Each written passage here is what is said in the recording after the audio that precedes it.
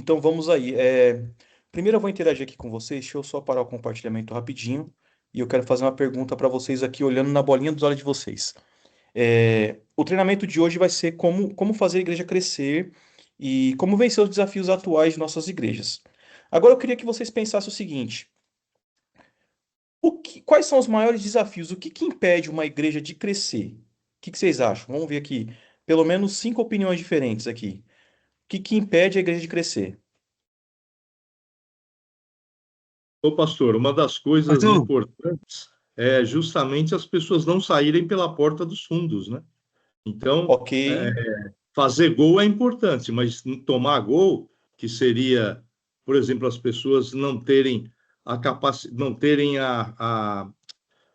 por exemplo, a amizade para, por exemplo, dar cargos para essas pessoas, ajudarem no diaconato, participarem de alguma coisa, fazerem amizade. Então, isso já está mais que provado, né? Se as pessoas não tiverem amizade, com 4 pessoas, pelo menos, elas vão sair.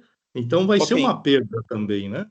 Sim, então vamos lá. O irmão Walter comentou o seguinte: ele falou assim que um dos fatores que faz a igreja não crescer é a saída de membros, a não fidelização, a apostasia, a saída do pessoal da igreja. E ele colocou alguns motivos também. Então, um fator principal é a igreja não crescer, é que você tem uma saída talvez maior do que a entrada de membros. Ok. Agora, uma opinião diferente dessa. pastor, Pastor, Peraí, a irmã Meg levantou a mão, depois o Luiz.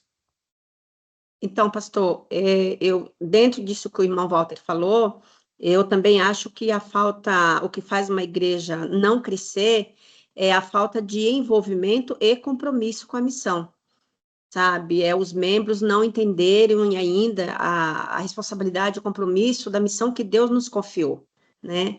Então, muitos acham que só o fato de ir para a igreja nos dias de culto já é o suficiente, e não é.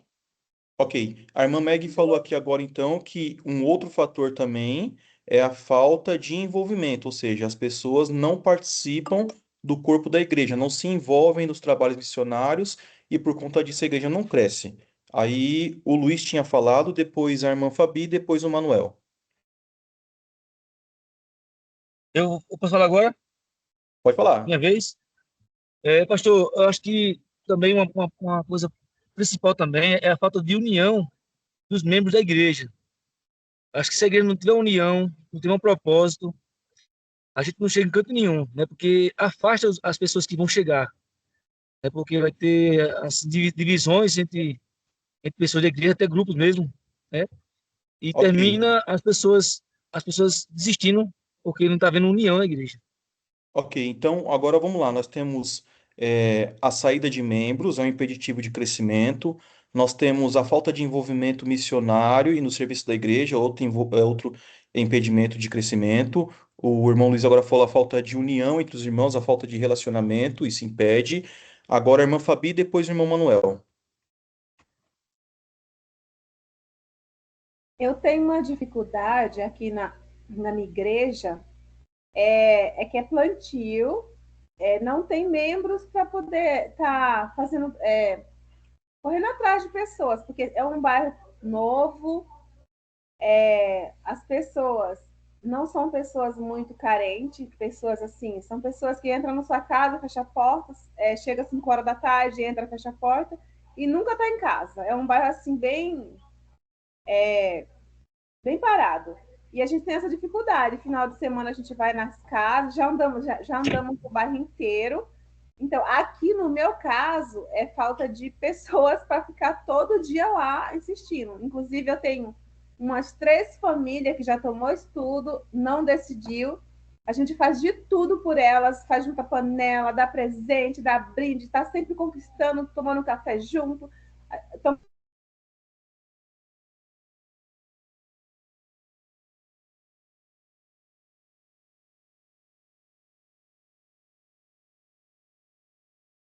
Você ficou no mudo aí, eu acho que aconteceu um problema aí, pera um pouquinho. Ficou você, ficou todo mundo. acabou, abriu agora? Deu para ouvir ou não? Ouvimos quase tudo, só o finalzinho que não. Então, é assim, eu falei assim, aqui na igreja tem umas 3 famílias que já tomou estudo e não tomou a decisão, já teve apelo, 2 apelos, 3 apelos e nada. E aí, Uhum. então, o que acontece? Eu me sinto lesada pelo fato de a gente estar insistindo, faz brinde, faz junta panela, faz reunião, tá sempre convidando para tudo, leva em tudo. E as pessoas aí, não quer compromisso com Deus. Só Ok, quer estar lá na igreja, congregando, tá na festinha, mas na hora de batismo não quer, compromisso não quer. E tipo assim, eu fico, Senhor, o que está acontecendo? Aí eu falo, pastor, a minha oração tá fraca, eu não estou conseguindo, eu não sei o que está acontecendo. Aí eu não entendo. ok, Fabi, a sua resposta foi várias coisas juntas, né? Primeiro eu vou destacar em relação àquilo que nós estamos perguntando, que é o que impede a igreja de crescer. E você colocou um ponto também que é muito importante, que é a questão de não ter pessoas o suficiente para poder a gente avançar com o trabalho missionário. E aí você também colocou um outro problema que tem no seu local, que é as pessoas são aquelas pessoas que parecem que vão dar tudo para Jesus, mas na hora de ter um compromisso, elas não são compromissadas. É sobre isso, eu vou falar numa outra palestra. Aí depois, se você quiser, você pode me procurar no particular e a gente bate um papo e aí eu trabalho com você esse tema, que senão a gente foge do tema de hoje. Tem mais três pessoas, tem mais duas pessoas levantadas, eu vou dar oportunidade para essas duas.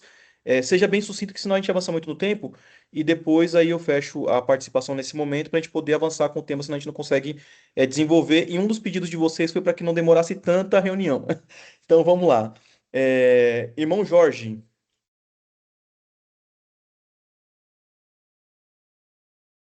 Boa noite, pastor Diego. Boa noite a todos. A pergunta em relação ao crescimento da igreja, entendimento, eu acredito que seja não só na questão numérica, né, mas qualitativa também. Na minha visão, pastor, é questão espiritual. O impedimento para que a igreja possa avançar no seu crescimento numérico e também qualitativo é uma questão espiritual. Como alguns irmãos falaram, dificuldade do envolvimento dos irmãos na pregação do evangelho é uma questão espiritual. E a dificuldade da própria igreja também de receber os novos membros, trabalhar com os novos membros. Então, na minha opinião, eu vejo que a questão espiritual é o fator importante para que haja crescimento na igreja. Ok, então nós vimos até agora saída de membros, é um impeditivo para a igreja crescer. Quando se tem mais saída, menos entrada, a igreja cresce menos. Nós vimos aí também a questão do envolvimento na missão, vimos a questão do relacionamento, vimos a questão da falta de pessoas o suficiente para poder se envolver na missão, ou seja, um número pequeno de pessoas se envolvendo. Nós vimos agora a falta de espiritualidade. E agora, irmão Álvaro, para a gente poder fechar. Boa noite, pastor. Boa noite a todos. Boa Mesmo, noite. mesmo fazendo missão aqui na rua, eu estou de olho aqui, estou ouvindo. Eu acho que também, dentre todas essas que falaram, a falta de organização. Ok. Eu já sofri muito com igrejas que não querem se organizar para poder fazer a missão. E eu gostei muito que a irmã Fabi falou aí, que eu estou passando a mesma coisa, viu, irmã?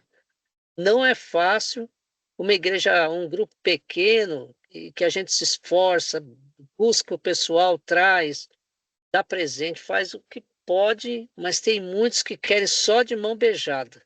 Então a gente sofre com isso também, viu, pastor?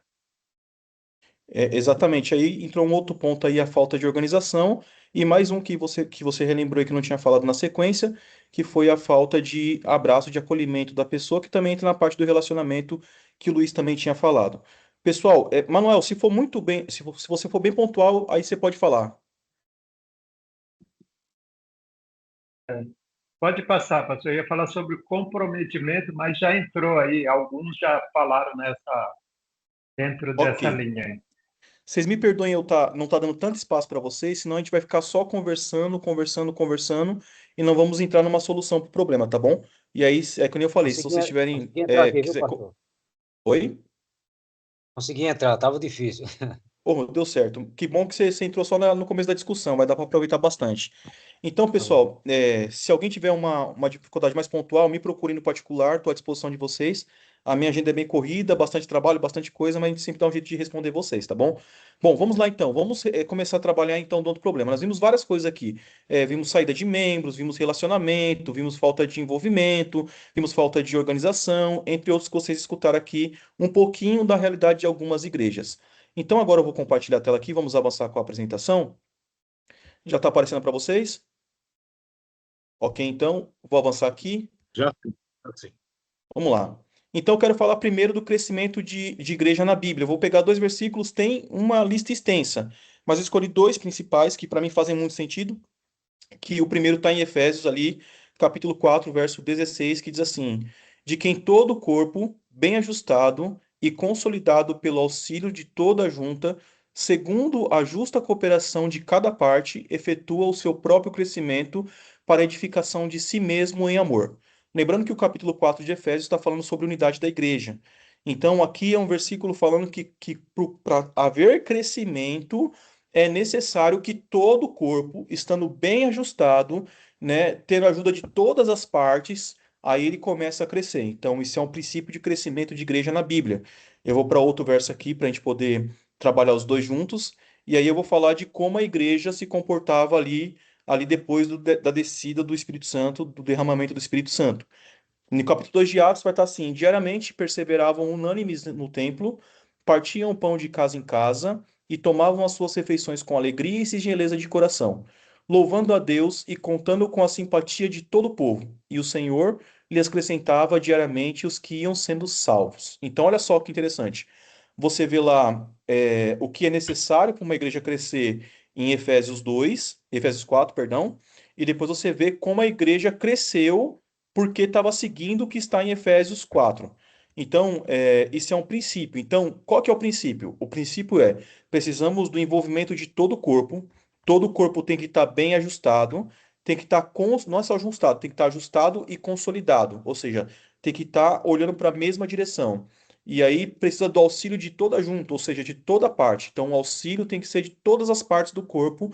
E aí, segundo a justa cooperação de toda parte, aí o corpo vai crescer para a edificação de si mesmo em amor. Então, esse é um princípio. Agora, qual é o maior vilão? Nós já conversamos alguma coisa sobre isso aqui, vocês falaram alguns vilões, mas eu quero falar para vocês os principais vilões. E aí, talvez, eu vou desmistificar algumas coisas que nós temos na cabeça e que, na verdade, são desdobramentos de outro problema. É claro que tudo que eu for falar aqui, desde o primeiro até o último, vai estar envolvido a questão espiritual, porque nós sabemos que nós estamos num grande conflito e numa guerra espiritual, e o inimigo vai tentar fazer de tudo para poder impedir a igreja de crescer. Mas aqui eu listei algumas questões aqui. Então você vai ver aí, ó. Primeira questão: qual é o maior vilão? A falsa realidade. Gente, esse daqui é o pior de todos os vilões. Por que que é o pior de todos os vilões? Porque se você tiver uma falsa realidade, você não vai identificar o problema. Você vai ser um doente que acha que está são. Então a igreja, se ela não tiver um olhar real, preciso, sincero, esta igreja, ela não vai conseguir crescer. E daí você vai ver muitos problemas. Aí vocês citaram falta de amor, falta de envolvimento, falta de relacionamento, falta de membros se dedicando mais. Tudo isso vem de uma falsa realidade. Então, o nosso principal vilão, né, claro, depois de Satanás, depois dos anjos caídos, depois da questão espiritual, o nosso principal vilão é a falsa realidade, é a crise de Laodiceia, né? Então, a crise de Laodiceia vai nos fazer achar que está tudo bem quando não está.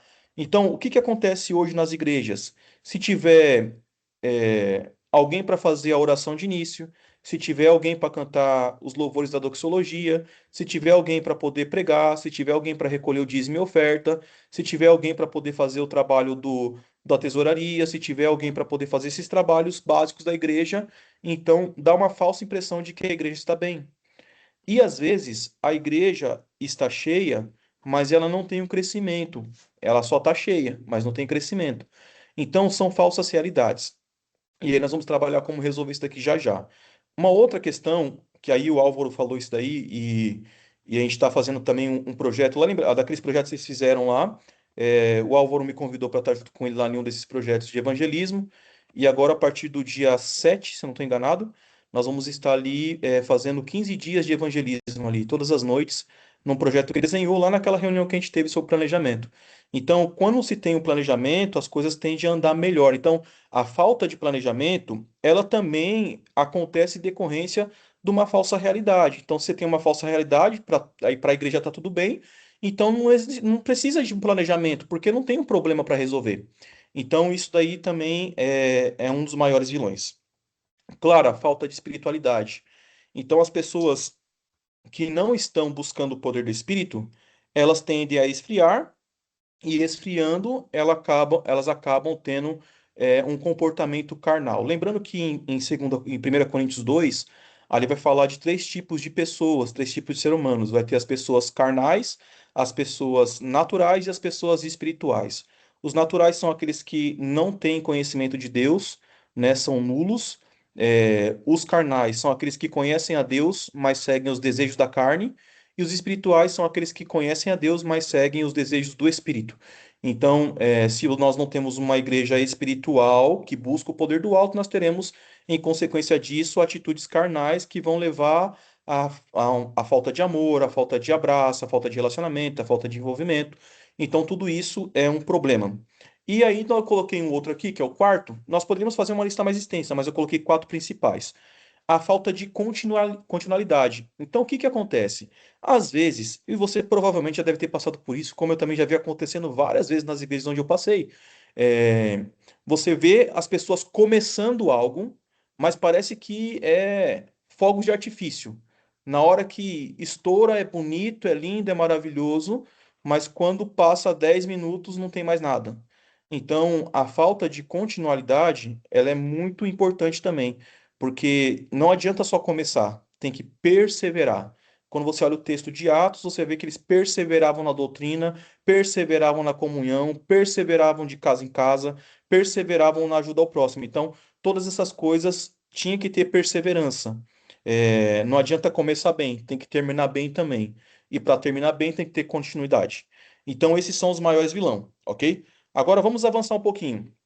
Qual é a solução para esse problema, para esses problemas? Então, eu coloquei como primeira solução aqui. Então, se você quer ver a igreja crescer, primeira coisa que você precisa fazer é um diagnóstico da igreja. Pastor, o que que é isso? Bom, vamos lembrar lá. Quando você passa lá no hospital, você vai lá num setor de risco, né? Numa triagem.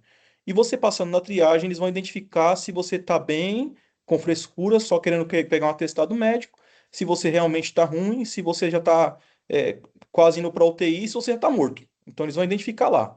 E eles vão classificar você por questão de urgência. Então, o diagnóstico serve para isso, é para você investigar e saber aonde está o problema. Então, se você não tiver isso, e eu vou falar para vocês, difícil ver igrejas fazendo isso. Eu, assim, de todas as igrejas que eu já passei, vamos colocar assim, 90% não faziam isso. Então, esse diagnóstico, o que que é? É um diagnóstico da saúde da igreja. E como é que se mede isso? Se mede no perfil de Cristo. Então, nós temos uma crença dentro das nossas 6 doutrinas, que é a crença do crescimento cristão. Você pode olhar isso no Isto Cremos. Quem não tiver no Isto Cremos, tem disponível na internet, de forma gratuita, o PDF no site da igreja. Está à vontade lá para quem precisar. Então, uma das doutrinas nossas, aliás, das crenças que nós temos, é o crescimento cristão, é como que um cristão deve viver. E aí você vai ver que tem algumas métricas para isso, algumas coisas que medem o crescimento do cristão. Então, por exemplo, nós medimos o cristão pelo seu envolvimento na oração, por seu envolvimento no estudo da palavra, por seu envolvimento na frequência da igreja, por seu envolvimento missionário. Nós avaliamos a saúde da igreja através dos cultos familiares no lar. Então, todas essas coisas que um cristão adventista deve praticar deve ser averiguado na igreja para saber se a igreja está de fato crescendo. Porque, por exemplo, ó, uma grande parte da falta de envolvimento dos irmãos, às vezes a gente fala assim, os irmãos não querem se envolver. E aí, se você fizer uma pesquisa, e você pode fazer uma pesquisa, eu desafio vocês a fazer essa pesquisa no sábado que vem. É uma pesquisa bem simples, você pode fazer só para você sentir como é que está a sua igreja. Ó, bem simples. Pega um papelzinho pequeno, papel pequeno, e aí você coloca lá, fala para a pessoa escrever sim ou não. E aí você faz a seguinte pergunta, você fala assim, Pessoal, eu queria saber, fazer uma pesquisa aqui, não precisa colocar nome nem nada, é só colocar sim ou não. Ou se você quiser fazer mais fácil, coloca um S de sim ou um N de não.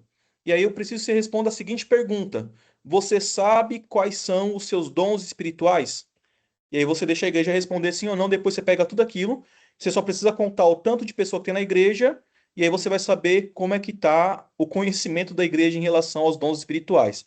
E eu já peço para você fazer essa contagem sentado, que provavelmente você vai cair para trás. Porque nós temos uma dificuldade muito grande das pessoas saberem quais são os seus dons espirituais. Primeiro que já há uma confusão entre dom, talento e habilidade. As pessoas confundem.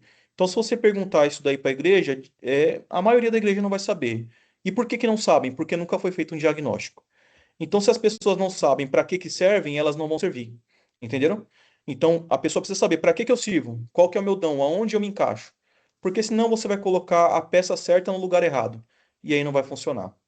Então, o diagnóstico é um ponto muito importante. Segunda coisa que nós temos que fazer e o diagnóstico você pode fazer ele curto, pode fazer ele grande, você pode fazer ele de diversas formas, né? Se vocês quiserem, eu posso fazer depois para vocês um formulário para vocês poderem fazer um diagnóstico na igreja. Eu posso preparar isso para vocês e aí vocês fazem na igreja. Se vocês quiserem, depois eu preparo isso que eu não tenho preparado aqui. Eu até tinha esse diagnóstico feito, só que eu perdi o arquivo. Então, o diagnóstico é muito importante. Se você não saber aonde você precisa coçar, você vai coçar no lugar errado. Então, nós precisamos dar aquilo que a igreja precisa. Então, o diagnóstico é o primeiro passo. Beleza. Agora, vamos lá. Depois que você fez o diagnóstico, diagnosticou os problemas. Ah, minha igreja, ela tem problema no culto familiar. Minha igreja, ela tem problema com os dons. A minha igreja, o problema dela é briga entre irmãos. Minha igreja, o problema é isso. Você vai identificar os problemas da sua igreja. Identificou qual é o problema da sua igreja? Eu aconselho você fazer um planejamento em equipe. O planejamento, você já tem esse conteúdo, já tem o vídeo lá que vocês podem acessar, você já tem o PDF, eu já ensinei para vocês como é que fazem. Então, o planejamento, você faz o planejamento em equipe. Então, identificou? Junta o pessoal da sua igreja e peça para que eles vejam também os problemas que você está enxergando, porque às vezes você pode enxergar um problema que só você está vendo. E às vezes você pode não enxergar um problema que todo mundo está vendo. Entendeu? E às vezes o problema pode ser você também. Então tem que tomar cuidado com isso daí, porque isso daí de fato é necessário. Então estabelecer o planejamento, aí passa por todas aquelas fases lá. Define bem qual que é o seu escopo, define qual que vai ser o custo, o tempo que você vai ter para fazer isso, começa ali a planejar, organizar, faz a avaliação, coloca em ação, e assim você vai indo seguindo todo aquele espaço de planejamento que a gente já falou na gestão de projetos. Então, fez o planejamento com a sua equipe ali, beleza, agora é a hora de buscar o poder. Não é hora de fazer, é hora de buscar o poder. Aí o que que precisa fazer? Precisa colocar diante de Deus em oração essas coisas. Aí precisa orar, precisa jejuar, precisa buscar a Deus. Porque nós não podemos mudar os outros, mesmo que a gente queira, a gente não consegue mudar as pessoas.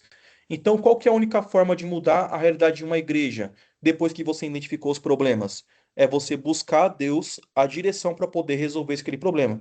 Porque se você não fizer isso, eu garanto para você que você vai tomar decisões que não são coerentes com aquilo que Deus quer às vezes. Você vai fazer a sua vontade, e você precisa fazer a vontade de Deus. E para fazer a vontade de Deus, você precisa buscar a orientação dele. Aí você planeja. Como é que é buscar o poder? Buscar o poder é você buscar a orientação de Deus, porque o poder de Deus está na sua palavra. Lembra lá do texto que está em Mateus 22? Errais por não conhecer as Escrituras e nem o poder de Deus. Então as duas coisas andam juntas. A Escritura vai revelar o poder de Deus. Então, quando nós olhamos para a Bíblia, olhamos para os testemunhos, livros de Ellen White, nós entendemos como que a igreja deve proceder. Por exemplo, ó, vou pegar aqui um texto aqui de Obreiros Evangélicos, no capítulo 5 e diz assim, ó, presta bem atenção no que eu vou ler aqui, ó. Uma grande obra com recursos humildes. A característica impressionante das operações divinas é a realização da maior das obras que podem ser realizadas no mundo com recursos muito humildes. Então, olha só. Aí ele vai continuar assim: é o plano de Deus que cada parte do seu governo dependa de outra parte e o todo como uma roda dentro de outra roda, funcionando em perfeita harmonia. Então, olha só, está dizendo aqui que a realização das maiores obras que podem ser realizadas no mundo é com recursos muito humildes. Então, quando nós, mesmo sem recursos, buscamos o poder de Deus e direção, ele responde derramando poder sobre nós e nos enviando pessoas. Ela coloca aqui depois mais à frente, no segundo parágrafo. O sucesso só pode ser alcançado por meio de ações harmoniosas e bem ordenadas. Ou seja, para a gente ter sucesso do nosso planejamento e ação, nós precisamos ter tudo muito bem organizado, muito bem harmonizado, muito bem ordenado. Então, não adianta você sair fazendo, eu vi que o problema é esse, eu vou começar. Não, não, não, não é assim que você faz. Você tem que parar, conversar com os demais, porque você precisa do corpo. É o princípio lá de Efésios, o corpo tem que ir. Então, a gente precisa fazer isso daí de maneira que envolva outras pessoas, principalmente a liderança. E aí depois ela coloca aqui, todos que estão trabalhando para ele devem fazê-lo de maneira inteligente, não descuidada e sem objetivo. Deus quer sua obra feita com fé e exatidão para que possa colocar sobre ela o sinal da sua aprovação. Ou seja, não adianta eu fazer a obra de Deus de forma descuidada e sem objetivo. Então, o que que ela está dizendo aqui? Que se eu não tiver um objetivo bem definido, se eu não tiver ali uma intencionalidade, eu vou estar fazendo uma obra que Deus não vai aprovar. Então, não adianta fazer as coisas sem planejamento. É que nem a Bíblia diz, ai daquele que faz as coisas de Deus relaxadamente. Então, nós precisamos de uma organização em relação às ações que nós vamos fazer. Então, o planejamento é uma coisa que as igrejas pecam e pecam muito na hora de organizar. O correto, vamos pensar no ideal. O ideal seria que quando chegasse ali em novembro, a liderança já se reunisse para planejar as ações do outro ano. Para que quando entrasse janeiro, a igreja já tivesse um planejamento para janeiro, para fevereiro, para março, abril e assim por diante. É claro que todo planejamento vai precisar de ajuste no meio do caminho, mas você evita muitos erros que você poderia cometer. Quer ver o que ela continua dizendo aqui? Diz assim, ó: é essencial trabalhar com ordem, seguindo um plano organizado e um alvo definido. Ninguém pode instruir devidamente outros, a não ser que cuide para que o trabalho seja feito, para que o trabalho seja realizado sistematicamente, em ordem, de maneira que seja terminado no tempo adequado. Então, se ela não está falando de planejamento, eu não sei do que ela está falando aqui. Então, nós precisamos entender isso com clareza. Nós precisamos planejar as nossas ações. Nós temos que ter uma organização. Eu não vou demorar muito nisso, que nós já falamos sobre isso na gestão de projetos. E aí, uma outra coisa que eu vejo como solução é você, depois que você fez o diagnóstico, entendeu qual que é o problema, entendeu qual que é a dificuldade da sua igreja, aí é hora de você buscar o poder, de você buscar a orientação de Deus. E aí, uma vez revestido do poder, já com o que a Bíblia diz, o que o Espírito de Profecia diz em relação àquele assunto, é hora de você caminhar para ação. Mas não é só agir, é agir e acompanhar. Então não adianta eu começar a fazer e não ter um acompanhamento disso. Eu preciso estar monitorando toda essa ação, eu preciso estar acompanhando ali, para ver se de fato está indo, para ver se de fato está dando certo, para ver se precisa corrigir alguma coisa. Então nós precisamos, de todas as formas, ter isso para que a gente possa chegar a uma solução. Então, ficou claro para vocês aí essa parte? Eu vou avançar aqui porque o tempo não gosta de mim, o relógio é contra mim, né? Vamos avançar aqui. Então, como mover toda a igreja? Aí eu posso ter quase certeza que você vai falar assim: pastor, é muito bonito na teoria, mas na hora de mexer com os irmãos, na hora de mexer com os líderes, na hora de mexer até com alguns pastores, é complicado, pastor. Você não está aqui para saber e tal. Calma. Então eu quero fazer uma pergunta para vocês: é um por todos ou todos por um? Qual que é a opção? Opção um por todos, opção 2 todos por um. É como vocês estão falando aí, é todos por um. Mas, na verdade, às vezes, é você por todo mundo da igreja. E aí eu vou falar para você, talvez, um dos maiores problemas que você está enfrentando é o seu jeito de pensar. E qual que é o nosso jeito de pensar? Nós que amamos a obra, que temos assim... o pastor Robson Menezes, que apresenta o programa Está Escrito, ele foi meu evangelista, né? Eu trabalhei, a primeira vez que eu trabalhei como obreiro, eu trabalhei com ele e ele era evangelista do campo. E ele falava assim: Diego, o evangelismo não corre na sua veia, não. Eu falei: como assim, pastor? Ele falou: não, não corre, o evangelismo não corre na sua veia, não. Eu falei: você tá doido, pastor? Eu amo evangelismo. Ele falou assim: não, o evangelismo não corre na sua veia, ele tira racha. Aí eu dei risada, né? Então, assim, Eu sei que o evangelismo corre na veia de vocês, tira a racha na veia de vocês. Se cortar vocês, sai evangelismo assim, ó, pra cima. Sai salvação. Então, o grande problema nosso é que nós achamos que se nós não fizermos, os outros não vão fazer. E isso é um engano. Se eu não fizer, pode ter certeza. Nem que as pedras clamem, mas algo vai acontecer. A obra não depende de mim, não depende de você. A obra depende única e exclusivamente de Deus e da sua absoluta vontade. É Ele que está no controle da obra. Ele disse que esse evangelho vai ser pregado a todo mundo. Você participando ou não, vai ser pregado. E se você fizer ou não fizer, vai ser pregado. Eu não estou dizendo que você não tem que se envolver. Eu estou dizendo para você entender que não depende das suas forças.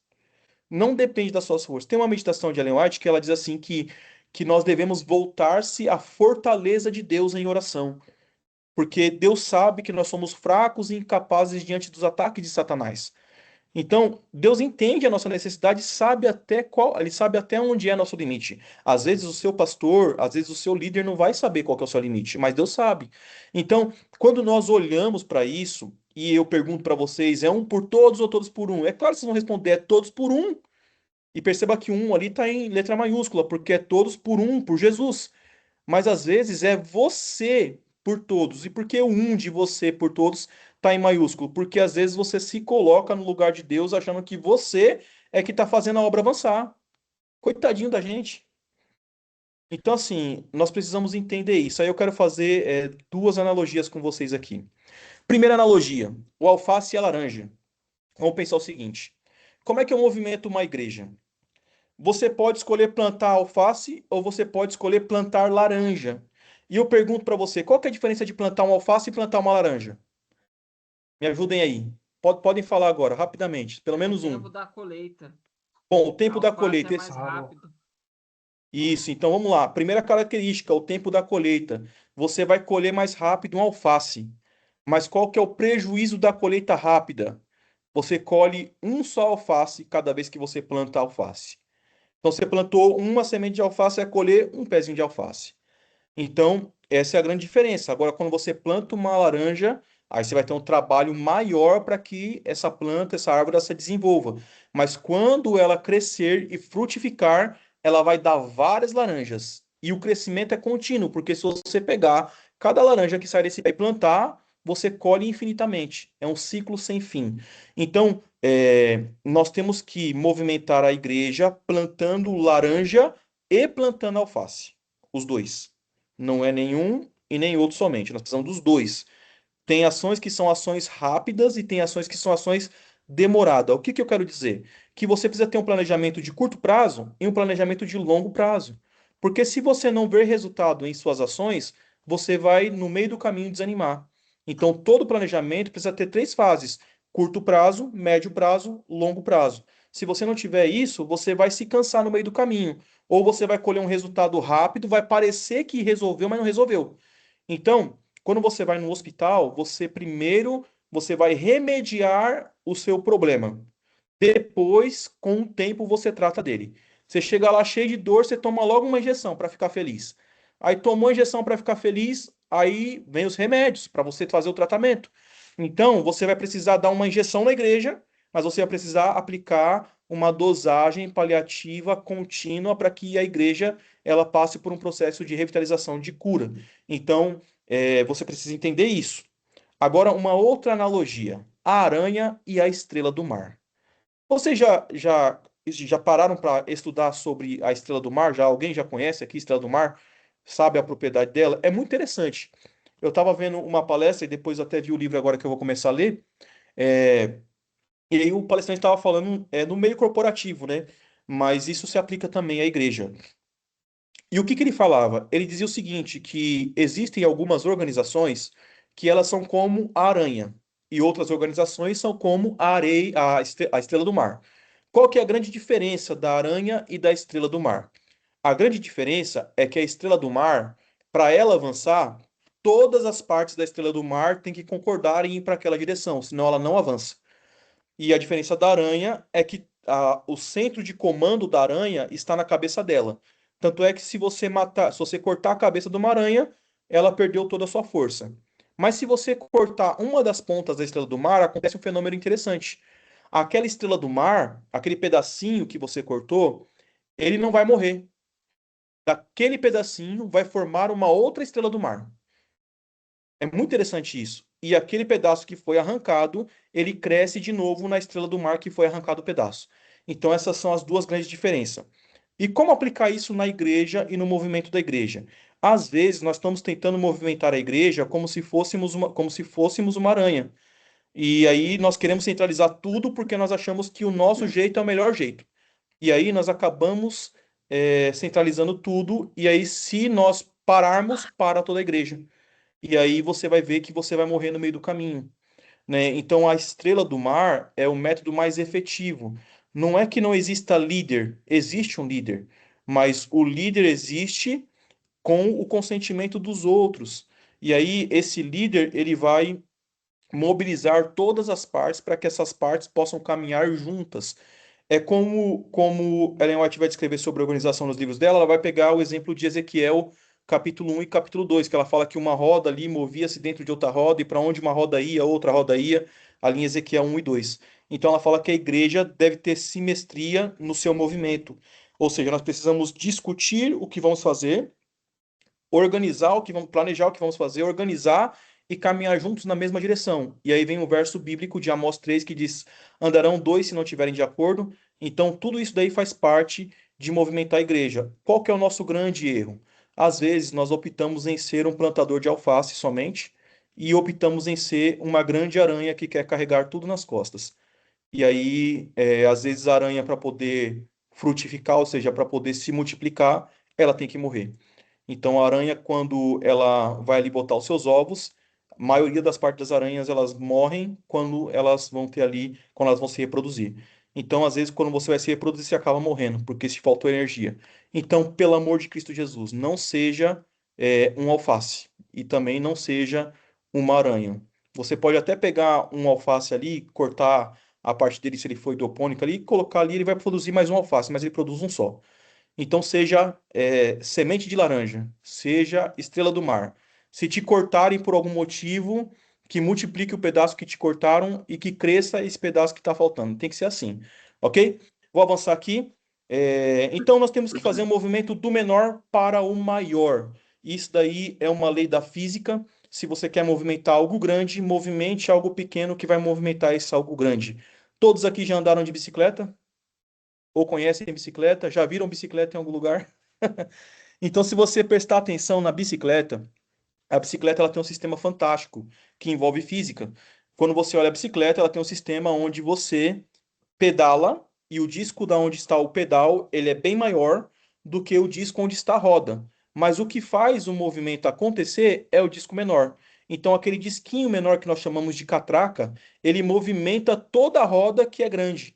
Se você fosse movimentar aquela roda toda grande, você faria uma força muito maior.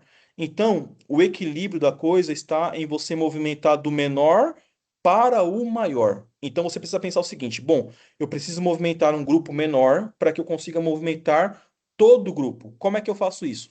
Eu preciso fracionar a igreja. Então, eu preciso começar com um grupo pequeno e avançar com esse grupo pequeno, e ele vai envolvendo outro grupo e vai crescendo outro grupo. Você também vai ver isso, aqui no Brasil não é comum, mas em países que tem neve, isso é mais comum, o famoso efeito bola de neve. Se você fazer uma bola de neve pequena e você rolar ela de um despenhadeiro coberto de neve, ela vai agregando neve e vira uma grande bola de neve que, se não tomar conta, ela destrói muita coisa. Então, nós precisamos entender esse fenômeno de você se movimentando, você vai trazendo mais movimento. Então, como é que nós fazemos isso? Eu estava conversando com uma irmã que foi ovelha minha ali de São Bernardo do Campo, e ela estava questionando isso que nós estamos conversando aqui, falando sobre a dificuldade de envolver os membros, a igreja que não está avançando, né, conversando sobre as mudanças e tal. E aí ela falou assim: como é que eu faço para poder mudar? Porque eu tenho um grupo de pessoas aqui que são até espiritual, mas a gente não consegue. A igreja deveria ser mais espiritual. Eu falei para ela assim: você precisa começar do menor para o maior. Então, esse efeito ele tem que ser dessa forma. Então, pega um grupo que está disposto, e eu tenho certeza que sempre terá um grupo que está disposto. A maioria de Israel tinha se apostatado na época de Elias, mas tinha 700 que não tinham dobrado o joelho. Então nós precisamos encontrar onde estão esses 700. A sua oração deve ser: Senhor, Mil, me mostra onde estão 7 esses mil. servos de Deus. Aliás, desculpa, 7.000. Então, me mostra onde está esses 7.000 que eu preciso buscá-lo. Eu preciso encontrá-lo. É como Jesus falou: a seara é grande, os ceifeiros são pouco, rogai a ele para que mande ceifeiros. Então, Senhor, aonde estão os ceifeiros da minha igreja? Identifica essas pessoas. Tem pessoas lá que são missionárias. E aí, dentro dessas pessoas que são missionárias, tem aqueles que estão na ativa e aqueles que estão na reserva, que nem exército. Tem alguns que já lutaram bastante que estão lá na reserva lá, só aproveitando a aposentadoria da missão. E aí estão lá, mas eles sabem atirar, eles sabem batalhar, eles sabem as estratégias. Nós precisamos identificar então essas pessoas. Então, um bom começo é você identificar quem já fez trabalho missionário na igreja. Faz uma lista dessas pessoas, ore por essas pessoas, se envolva com essas pessoas, e aí você vai conseguir ter um grupo maior de pessoas. Formou esse grupo, aí esse grupo começa a movimentar toda a massa. Lembra que Jesus falou que um levedo de fermento leva toda a massa à ação? Então, você precisa ser o fermento que vai levar toda a massa, no bom sentido do fermento, não no sentido do pecado, mas no sentido de envolvimento do movimento da massa. Então, para que a igreja cresça do menor para o maior, tanto na menor unidade quanto na maior unidade, nós precisamos ter 4 pilares que sustentam a igreja. E aí está na tela aí o pilar missional, o pilar relacional, o pilar social e o pilar formativo. Então, toda igreja saudável, ela tem a missão no coração. Toda igreja saudável, ela tem o relacionamento, ou seja, a koinonia, o oikos, você ter ali a comunidade da igreja. Então, se a igreja tem relacionamento, tem comunidade, se elas estão no partir do pão de casa em casa, como está em Atos, ali você vai ter uma igreja forte. A igreja, além de ser missional, além de ser relacional, ela tem que ser social, ela tem que olhar para a necessidade da igreja, da onde ela está ali, do bairro onde ela está, da cidade onde ela está, e atender essa necessidade. Ela precisa ser social. Quando você olha o livro de Atos, você vê que a igreja contava com a simpatia de todos. E por que que contava com a simpatia de todos? Porque a igreja ajudava as pessoas. Então, a igreja precisa ser missional, precisa ser relacional, precisa ser social, mas a igreja também precisa ser formativa. E aí está um problema muito sério. Nós deixamos de formar líderes. Hoje, a maior unidade de formação da igreja é o Clube Desbravador. Mas fora o Clube Desbravador, nós não temos um outro movimento tão forte na igreja hoje, como nós tínhamos. Então, quando você olha essas partes, elas são muito importantes. Então, por que que não tem mais o formativo tá tão em queda na igreja? Por que que não estamos formando mais líderes? E aí vai cair naqueles problemas que nós levantamos no começo. A igreja tem muito pouca pessoa se envolvendo. É claro que tem poucas pessoas se envolvendo, porque essas pessoas que estão se envolvendo, elas não estão formando outras pessoas, elas estão sendo aranha, elas estão sendo pé de alface ali, elas estão sendo um pezinho de alface, elas só produzem um alface, olha lá. Então você precisa formar outras pessoas. E como é que você forma outras pessoas? Como é que eu formo outras pessoas, pastor? Você precisa observar quem tem potencial e trabalhar para que essa pessoa se desenvolva. Então, não é só você olhar quem está trabalhando, é olhar quem tem potencial para isso, quem tem desejo, quem tem vocação. Então, se você não fizer isso, você acaba perdendo um grande número de pessoas que você poderia mobilizar. Lembra lá que eu falei dos testes de dons espirituais? Muitas pessoas não sabem o que que elas podem fazer na igreja. E elas creem que não tem o que ela fazer, porque ela não consegue cantar, ela não consegue evangelizar. E às vezes ela consegue fazer tudo isso, só que ninguém desenvolveu essa pessoa. Então você precisa desenvolver essas pessoas. Então é pegar uma pessoa do zero e levar ela ao um, do um levar para o dois, do dois levar para o três, do três levar para o quatro e subindo o nível dela, ajudando ela a amadurecer na fé. Então, isso você faz como? Observando com atenção as pessoas que estão à sua volta. E eu duvido que se você orar a Deus e falar, Senhor, me mostra quem eu posso discipular nesta igreja, eu duvido que Deus não te mostre. Vai ter pelo menos um lá. Às vezes essa pessoa vai te dar trabalho, vai te dar dor de cabeça, vai ser difícil e tal, mas se você investir nela vai dar certo. Já pensou se Jesus tivesse olhado para Pedro e falado, esse daqui é muito difícil, não vou trabalhar com ele não. Não teríamos alguém que andou sobre as águas. Entende? Se nós olhássemos para a Bíblia, e você, se você fizer esse exercício, você vai ver que a maioria das pessoas que foram chamadas, elas não tinham capacidade. Elas se desenvolveram quando aceitaram o chamado. São raras exceções. A grande parte, 90%, são pessoas que não tinham experiência, que não tinham nada disso, mas queriam. Então, nós precisamos olhar para essa parte, nós precisamos ser formativo. Então, vamos lá. A igreja precisa ser missional, a igreja precisa ser relacional, a igreja precisa ser social, a igreja precisa ser formativa. Isso no menor e no maior. Então, a igreja no total precisa fazer isso. Agora, pastor, como é que eu faço isso acontecer com a igreja? É praticamente impossível, só a chuva serôdia caindo. Só se aquele grande anjo lá de Apocalipse 18 iluminar toda a terra, porque aqui na minha igreja, para mover uma pedrinha tá difícil. Imagine mover a montanha. Tudo bem. Comece do menor para o maior. Eu escutei uma frase de um amigo meu ano retrasado, e ele é um cara assim muito capaz, pastor muito capaz. Ele falou assim: eu falei assim, cara, é realmente um desafio na igreja, tá? Ele tava conversando sobre crescimento de igreja. E ele falou assim: Diego, sabe qual que é o nosso erro? Nós queremos que todos se envolvam, mas nós não precisamos de todos. Eu falei, como assim nós não precisamos de todos? Está na Bíblia. Ele falou assim, não, nós precisamos de todos os que querem. Aí isso me abriu a chave para algumas coisas, me abriu a cabeça. Então, Uhum. para começar, você precisa de todos que querem. Aí, à medida que todos esses que querem começarem a se movimentar, o restante vai ver o movimento e vai ver o resultado e vai começar a seguir. Quando Jesus chamou os 12, só os 12 foram, ninguém se voluntariou. Ninguém se voluntariou. Mas aí, quando o pessoal começou a ver os milagres de Jesus, começou a ver o que ele fazia, aí todo mundo quis fazer parte do grupo de Jesus. É a mesma coisa hoje. Tem pessoas que só vão se envolver quando elas testificarem, são crentes Tomé. Elas só vão acreditar em você quando vê a coisa acontecendo. Então, primeiro, junte aqueles que não são Tomé, aqueles que são bem-aventurados porque creram sem ver. E aí você junta esses e aí você avança depois com os demais. Vou avançar aqui. Como é que eu faço isso no micro?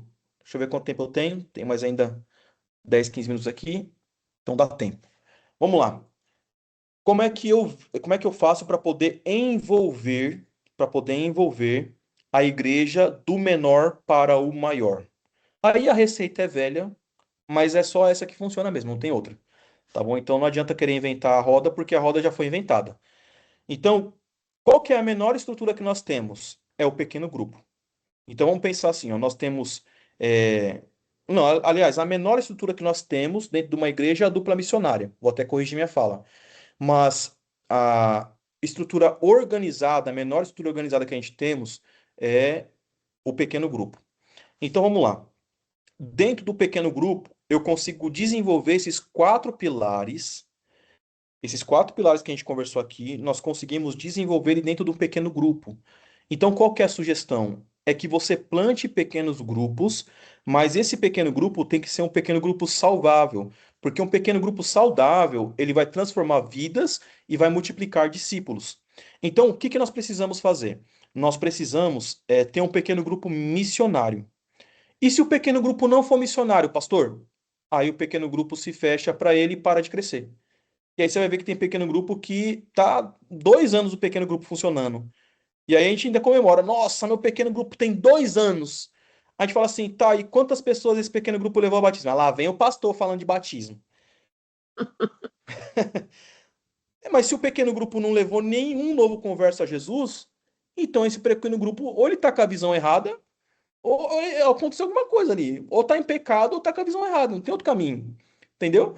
Então, assim, esse pequeno grupo ele precisa ser missionário. E para ser missionário, tem que ter a missão no coração e tem que ter um alvo a alcançar. Porque missão não se faz sem alvo. Então, o pequeno grupo tem que ser missionário. Beleza. Mas esse pequeno grupo, além de ser missionário, ele é relacional? Porque não adianta só ir lá, vamos pregar evangelho, vamos pregar evangelho, vamos pregar evangelho. E aí você vê, às vezes, o pastor fala, pregar evangelho, todo sábado pregar evangelho, pregar evangelho, pregar evangelho. Mas ele não come uma pizza junto, não faz uma canja junto, não joga um vôlei, não joga um futebol, não vai para um parque, não faz uma viagem para praia, faz nada. É só igreja. E aí você mata o pequeno grupo. Então, o pequeno grupo, além de ser missionário, ele tem que ser relacional, ele tem que ter comunidade, a gente precisa sentar e conversar para falar sobre coisas que não são de igreja. Se bem que é um pouco difícil você conversar sobre outras coisas que não seja de igreja, no meio de crente. Mas a gente precisa ter espaço aberto para outras coisas. Então precisa criar vínculo, gerar comunhão, gerar cuidado. É onde as pessoas se sentem pertencentes, são fortalecidas. Se não tiver relacionamento, as pessoas elas não permanecem. Então você vai ver que as pessoas vêm no pequeno grupo, mas elas vêm no pequeno grupo só uma vez, pastor, depois não vem mais. As pessoas vêm na igreja, mas só vem uma vez, não vem mais. Eu vou te responder por que que ela não vem mais. É porque ela não foi envolvida na igreja. Você não enxertou ela na igreja, você não colocou ela como parte do membro. Então, qual que é a melhor maneira de envolver uma pessoa? Dê a ela uma atividade para fazer na igreja. A pessoa veio na igreja, convida ela para fazer uma atividade. Ah, pastor, mas o que que eu vou fazer? Eu não posso colocar qualquer pessoa para fazer as coisas da igreja. Não, tem coisa que você pode colocar sim. Tem coisa que você pode colocar sim. A pessoa chegou, fala, irmão, será que. Identifica, conversa com a pessoa. Nossa, o que que você gosta de fazer e tal? A pessoa vai falar, eu gosto disso, eu gosto daquilo outro, eu gosto de cozinhar, eu gosto de cantar, eu gosto de servir. Nossa, você gosta de servir? Nossa, tem um grupo da limpeza da igreja, sabe, irmão? Você não quer vir aqui ajudar a gente na terça-feira? A gente vai fazer a limpeza da igreja na parte da manhã. Posso contar com você? Posso? Posso pegar seu WhatsApp? Posso. Então tá bom. Então a gente vai fazer a limpeza da igreja e depois a gente almoça junto, tá bom? Tá bom, fechou. Vamos lá. Pronto, envolveu a pessoa. Essa pessoa vai voltar para a igreja. Porque ela se sentiu pertencente ao grupo. Ela se sentiu que ela faz parte daquilo. Ela está participando daquilo. Então precisa ser relacional.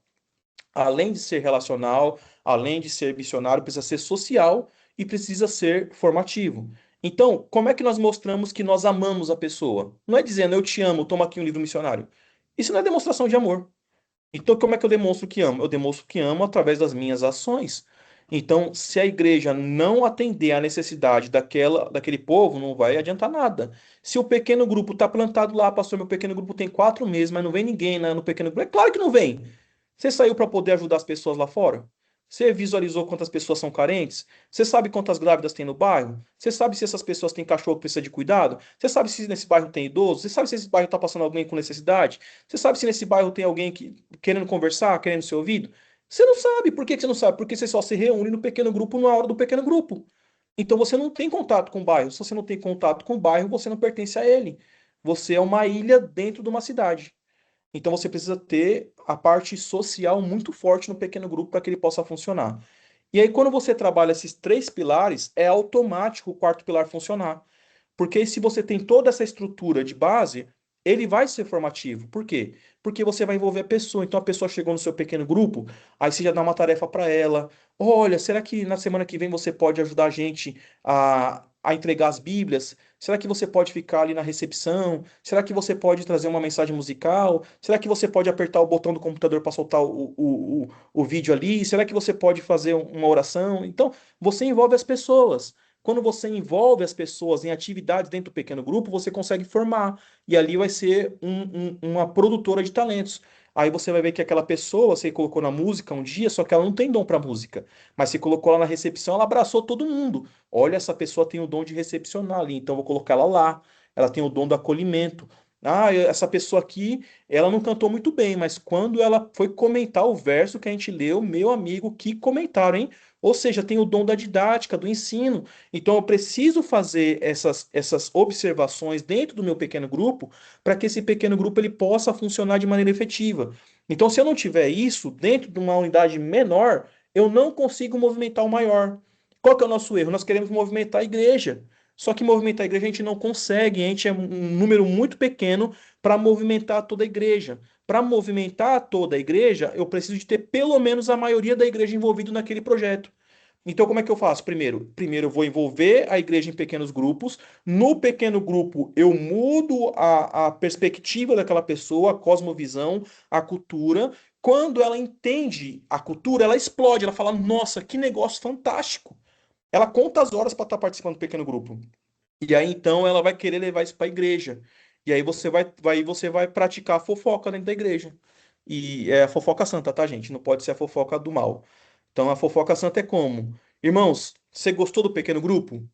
Ah, gostei. Então tem um desafio para você. Eu quero que você fofoque para alguém o que aconteceu aqui hoje. E ó, eu vou perguntar para quem você fofocou. E mais, eu quero que você convide o fofoqueiro para mim saber se você fofocou certo. Entendeu? Então você vai envolver na igreja, vai testemunhando aquilo que está acontecendo. Não adianta você fazer, você tem que mostrar. Hoje nós não vivemos num tempo que você só dizer, tá bom. Hoje a sua palavra não vale quase nada mais. Então o que que as pessoas precisam ver? Precisam ver o movimento acontecendo. Aí quando elas veem esse movimento acontecendo, ela quer participar. Primeiro ela vai de curioso, para saber se é verdade mesmo. Aí ela vai ver que é verdade e ela fica. Então esse movimento acontece através dos pequenos grupos. Bom, nós vamos fechar aqui a palestra aqui. Aqui eu entraria mais, né, na questão do pilar missional, pilar social, pilar relacional, formativo, e eu ia desenrolar mais ainda detalhado como funciona isso. Mas aí eu vou deixar para o próximo treinamento, para a gente respeitar o nosso tempo. E aí, então, no próximo treinamento, nós entramos de cabeça nesse mundo do pequeno grupo. Aí eu vou trazer várias ideias, várias metodologias, várias formas de você fazer o pequeno grupo funcionar aí. Mas de base agora, se você já tiver um pequeno grupo, faça um diagnóstico do seu pequeno grupo. Aquilo que você tem que fazer no grande, você faz no pequeno. Então, qual que foi? Vou voltar aqui para vocês verem lá. Crescimento aqui. Bom. Então, o que que eu tenho que fazer lá? Qual que é a solução? O diagnóstico, planejamento e equipe, busca do poder, ação e acompanhamento. Então, eu tenho que fazer um diagnóstico. Se eu já tiver pequeno grupo, faz um diagnóstico no seu pequeno grupo. Depois eu vou planejar com o meu pequeno grupo o que que eu vou fazer para resolver. Vou buscar o poder do alto e vou fazer o que nós planejamos. Então, eu vou trabalhar esses 4 pontos: o pilar missional, o pilar social, o pilar relacional e o pilar formativo. Beleza, meu povo? Maravilha? Sim. Foi muita coisa aí? Deu para pegar aí o que a gente falou? Sim, Maravilha, pastor. Maravilha, pastor. Muito bom. Muito bom. Bênção de Deus. Agora eu vou deixar O pastor, esses 5 minutinhos que nos resta para fazer perguntas sobre aquilo que a gente discutiu. As demais perguntas, vocês podem perguntar depois para mim no particular, tá bom? Mandar um WhatsApp. Mas aí, se alguém tiver alguma dúvida em relação ao que a gente conversou aqui da palestra, aí tá aberto aí 5 minutos para a gente poder responder 2 ou 3 perguntas aí. Bom, o Pastor, irmão vai Álvaro estar já, no YouTube esse vídeo? se Deus permitir, amanhã, Amanhã, tá ok. tá bom? Era a pergunta que eu ia fazer, pastor. Vai estar gravada para nós? Bom, eu gravei aqui. Se deu tudo certo com a gravação aqui, vai estar lá no YouTube amanhã. Aí, pessoal, Mais. Oi? Gostei demais. Eu queria muito essa aula aí de novo para ouvir. Não, eu vou disponibilizar. Tá, aqui tá aparecendo, tá gravando. Se nada acontecer de errado, vai dar certo. Beleza? Então, ó, pessoal, eu vou encerrar aqui a gravação e a gente conversa um pouquinho mais. A irmã tem alguma pergunta, irmã Keila, sobre o tema?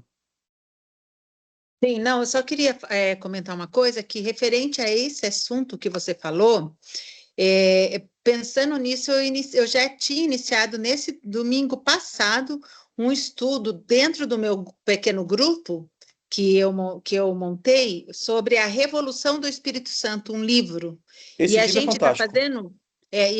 fazendo um grupo de estudo mesmo, de discussão, de crescimento. A gente está levando pessoas novas lá que estão entendendo também do assunto. Então, é bem relacionado sobre isso que você falou. Está sendo bem, bem interessante. Obrigado pelo comentário, Keila. E esse livro é fantástico. Eu aconselho todos vocês lerem. É um livro assim extraordinário. Ele é muito bom. Vai falar sobre o derramamento do Espírito Santo de forma prática na igreja. Então, isso é muito bom mesmo. Em relação ao que a gente conversou, se alguém tiver mais alguma pergunta, fale agora, que aí eu vou Pastor, encerrar aqui a gravação. Pode falar. compartilhe slide conosco. Ah, sim, tudo que é meu eu te dou até metade do meu reino, fica tranquilo. Eu vou interromper aqui só o compartilhamento aqui para a gente poder se ver aqui e também vou encerrar aqui a bendita gravação. Uhum. Pronto.